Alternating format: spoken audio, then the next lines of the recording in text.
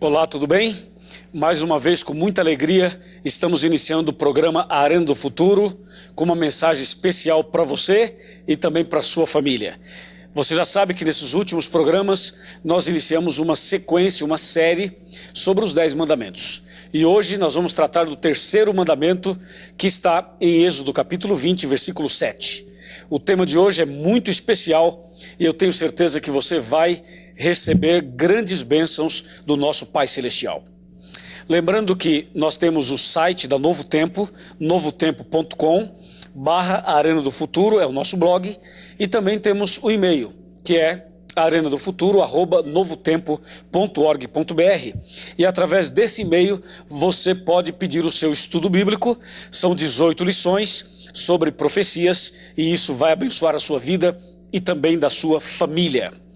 Temos ainda o Twitter, @Arena do Futuro e @PR Luiz Goncalves, tá bem? Bem, agora eu vou colocar o meu DVD aqui e já estou com a minha Bíblia pronta e você também já está com sua Bíblia? Ok, vamos então ao estudo de hoje. O terceiro mandamento da lei de Deus, Êxodo capítulo 20, está bem aqui, versículo 7, que diz: Não tomarás o nome do Senhor teu Deus em vão, porque o Senhor não terá por inocente o que tomar o seu nome em vão. Esse mandamento é muito especial. Esse mandamento é muito forte. Ele tem um conselho e tem também um tipo de uma repreensão e até uma ameaça. É uma linguagem humana, a linguagem que eu usei agora de ameaça, porque a Bíblia fala assim: não tomarás o nome do Senhor teu Deus em vão, porque o Senhor não terá por inocente o que tomar o seu nome em vão. Veja que em nenhum mandamento tem uma expressão tão forte como essa. A Bíblia diz que Deus não vai considerar a pessoa inocente ao tomar o seu nome em vão. A pergunta é a seguinte: o que significa tomar o nome de Deus em vão? Como alguém pode tomar o nome de Deus em vão? Daqui a pouco nós vamos ter aqui na arena 2 pastores e eles estarão conosco explicando exatamente o que significa tomar o nome de Deus em vão. Nós vamos saber o que é tomar o nome de Deus em vão e como evitar esse pecado, como evitar esse problema. Mas antes de recebermos os 2 pastores, eu gostaria que você tivesse uma visão desse assunto de forma um pouquinho mais ampla. Por exemplo, quando a Bíblia fala para não tomar o nome de Deus em vão, se refere a quê? Qual é o nome de Deus? Está se referindo ao nome propriamente dito, como Luiz Gonçalves, como João, como Pedro, como Antônio? Seria isso tomar o nome de Deus? O nome mesmo de Deus? Qual é o nome de Deus? Algumas pessoas dizem o nome de Deus é Jeová, outros dizem é Javé, outros não, é Iavé, e cada um diz um nome. Vamos analisar agora qual é o nome de Deus. Bem, o nome de Deus vem ou está na língua hebraica. É um tetagrama. São 4 consoantes sem nenhuma vogal. A pronúncia não tem de forma assim na nossa língua e não há como pronunciar em nenhuma língua o nome de Deus como está no original hebraico. O tetagrama é o seguinte: YHWH. Esse é o nome de Deus originalmente. É óbvio que um nome assim não se pronuncia, porque não tem vogal, só tem consoantes. Não é como o meu nome. Meu nome dá para pronunciar Luiz. Você não vai falar L-U-I-S, entendeu? O nome de Deus você tem que falar YHWH. Não tem como falar de outra maneira. Então você para e pensa: pastor, se o nome de Deus é YHWH, então obviamente nunca alguém vai tomar o nome de Deus em vão, porque ninguém sai por aí falando esse nome. Acontece que quando os profetas e apóstolos iam traduzir o nome original de Deus para uma outra língua, e no caso para o português, então usou-se nomes que são fáceis para o homem compreender e que não perde a característica original do nome de Deus. Por exemplo, quando você vai pronunciar o nome original de Deus, eles colocaram aí algumas consoantes para que a gente pudesse pronunciar. E ficou então Iavé. Iavé é o nome mais próximo do original. Mas quando você pronuncia a maneira mais próxima do original, é Yahweh. Yahweh, alguma coisa assim. Entende? Yahweh. Ou Iavé, como se diz de forma assim mais aportuguesada. Tá certo? Agora, existem outros nomes usados no português como Jeová, como Javé e outros nomes mais. Porém, Iavé é o que mais se aproxima do original. Mesmo assim, nenhuma pessoa sai por aí falando Iavé, Iavé, Iavé, assim de qualquer maneira. Assim como também ninguém vai sair por aí falando YHWH. Então, o que Deus quer dizer quando ele fala no terceiro mandamento para não tomar o nome dele em vão? O que será que significa isso, tomar o nome de Deus? Será que isso tem alguma coisa a ver com aquilo que as pessoas normalmente fazem ao dizer assim, em nome de Jesus, não sei o que, em nome de Jesus, você vai a tal lugar? Ah, vou em nome de Jesus. Você vai casar? Vou casar em nome de Jesus. Você vai jogar na loteria? Ah, vou jogar em nome de Jesus e vou ganhar. Será que é isso, tomar o nome de Deus em vão? Ou será que tomar o nome de Deus em vão é juro por Deus? Sabe aquele negócio? Eu juro por Deus, eu quero que a minha mãe morra aqui, não sei o quê. Isso seria tomar o nome de Deus em vão? Ou será que tomar o nome de Deus em vão é outra coisa? Bem, esse é o tema de hoje e daqui a pouco 2 pastores estarão aqui na arena e nós vamos pressionar no bom sentido, né? Nós vamos perguntar coisas difíceis para eles. Essas perguntas serão feitas e outras também serão feitas para que a gente entenda exatamente o que significa tomar o nome de Deus em vão. Uma coisa eu gostaria de já adiantar. Quando o pai da gente, quando o seu pai, por exemplo, pede para você ir a um lugar, comprar alguma coisa ou resolver algum problema para ele, você vai em nome do seu pai. Você está representando o seu pai.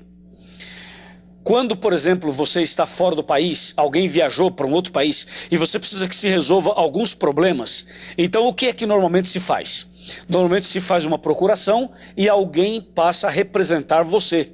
Um advogado ou uma pessoa da família tem um documento, tem uma procuração para representar você e resolver os devidos problemas. Tá certo?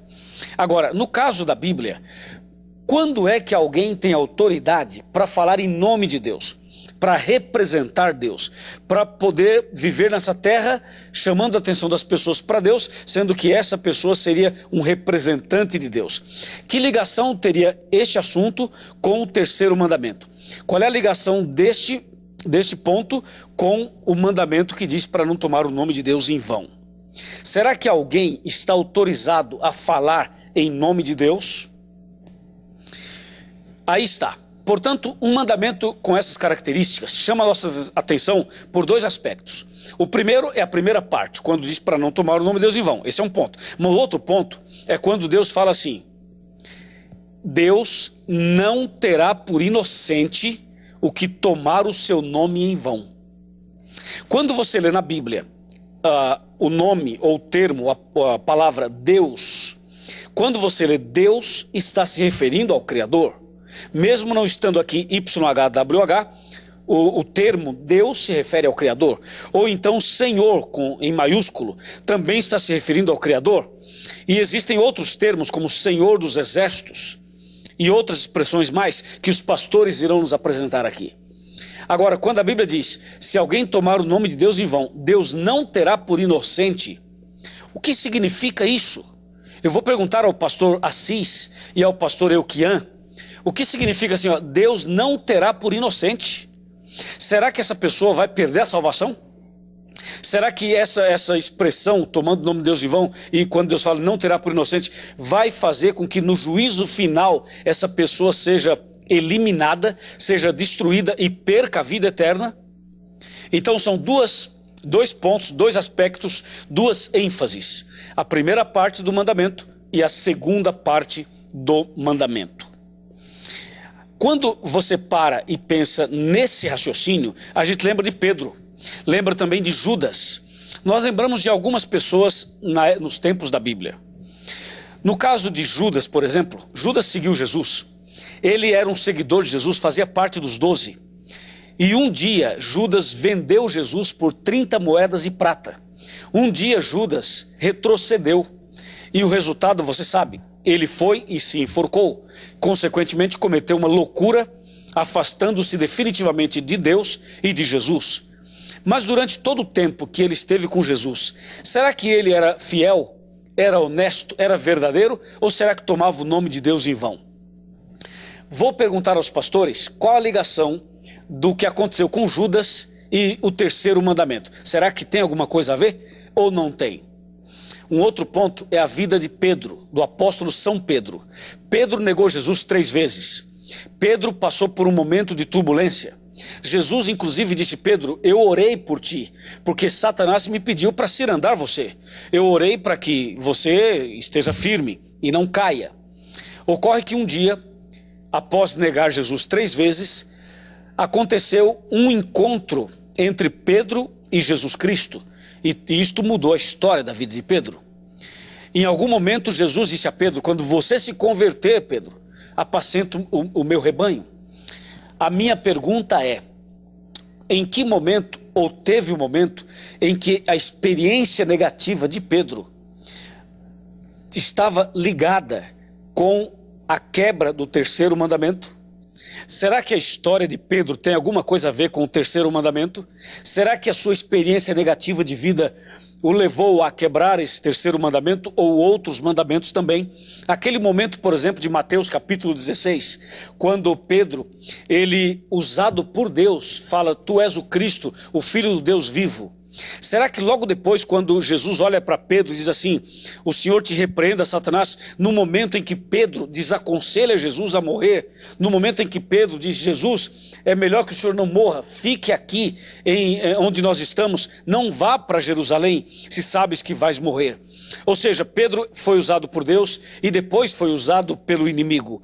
Em que momento, ou não teve nenhum momento, em que a vida de Pedro o levou a transgredir algum desses mandamentos, especialmente o terceiro mandamento? E mais, será que Adão e Eva transgrediram o terceiro mandamento? Será que Adão e Eva quebraram esse mandamento da lei de Deus no momento em que Deus falou assim: não coma do fruto da árvore da ciência do bem e do mal? Eles foram e comeram. Isso significou a quebra do terceiro mandamento? Bom, eu coloquei 3 acontecimentos, 3 histórias, de Judas, de Pedro e de Adão e Eva. Eu quero perguntar isso aos pastores: se existe alguma ligação desses 3 acontecimentos com a quebra do terceiro mandamento. Se tem, o que é que aconteceu?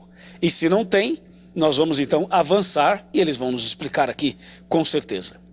Bem, meus amigos, o mandamento diz: não terás ou não tomarás o nome do Senhor teu Deus em vão. Esse mandamento faz parte da primeira tábua da lei. São 2 tábuas, você lembra? Na primeira são 4 mandamentos, na outra são 6. E na primeira tábua, que tem 4 mandamentos, recorda que esses mandamentos falam do nosso amor para com Deus. Ou seja, quem ama a Deus guarda o primeiro, guarda o segundo, guarda o terceiro e guarda o 4º mandamento. Nós queremos saber qual a relação que existe entre a obediência ao terceiro mandamento e o amor a Deus, já que a primeira tábua da lei se refere ao amor que nós devemos ter ou que nós temos para com Deus. Essa também é uma outra questão que nós temos que discutir com os pastores. O que o terceiro mandamento significa ou tem a ver com o amor a Deus. E mais, e com isso a gente vai fechando o primeiro bloco, mas tem mais um ponto interessante. Esse ponto interessante é assim: é possível uma pessoa viver em plena conformidade com este mandamento de não tomar o nome de Deus em vão?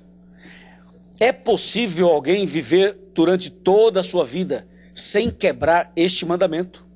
E se em algum momento da vida a pessoa quebrou esse mandamento, transgrediu, desobedeceu, será que essa pessoa está condenada? Porque a segunda parte do mandamento fala assim: Deus não terá por inocente. Essa pessoa que um dia transgrediu esse mandamento não é inocente, não será inocente nunca mais? Seria um pecado para a morte? Seria um pecado imperdoável? Porque a segunda parte do mandamento fala assim: Deus não terá por inocente o que tomar o seu nome em vão. Ou será que o arrependimento, a confissão e o abandono podem fazer uma diferença e podem renovar a vida espiritual das pessoas?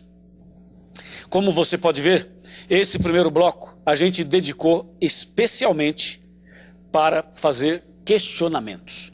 porque o segundo é o momento de responder essas perguntas. Está preparado?